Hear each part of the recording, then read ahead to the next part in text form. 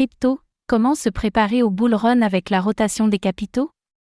Sur Internet, de nombreuses stratégies comme le Dollar Cost Average, DCA, permettent à quiconque de placer facilement son argent sur le marché des crypto-monnaies. Pourtant, peu d'entre elles délivrent les informations nécessaires pour savoir à quel moment une prise de bénéfice s'impose. Pour cette raison, analysons ensemble les informations à savoir sur les cycles de ce marché à travers sa rotation des capitaux.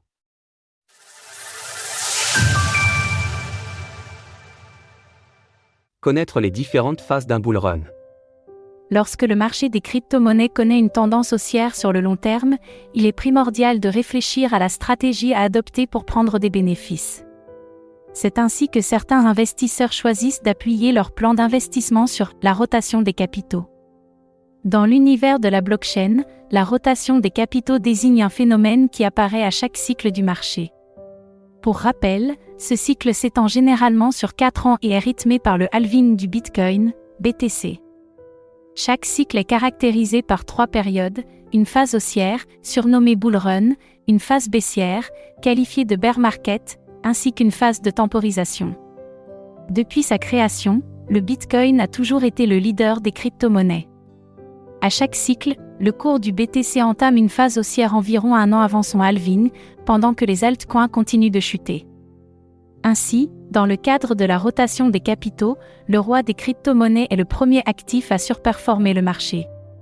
Historiquement, après que le cours du Bitcoin ait grimpé en flèche, les investisseurs récupèrent leurs liquidités pour les réinvestir dans les plus grandes capitalisations du marché. Cela comprend notamment l'Ether, ETH, de la blockchain Ethereum, mais aussi le SOL de Solana, le Polkadot de Polkadot ou encore l'ADA de Cardano.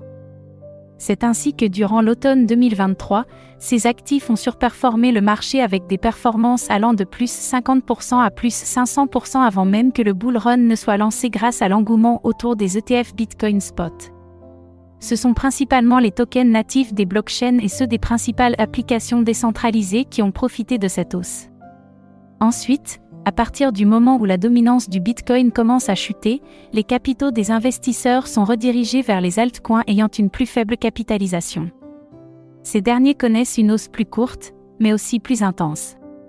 À cela se mêlent les nombreuses tendances propres au marché haussier. Par exemple, nous nous souvenons tous de l'été 2020 lorsque 75% de l'article restant. Retrouvez toutes les actualités crypto sur le site cryptost.fr.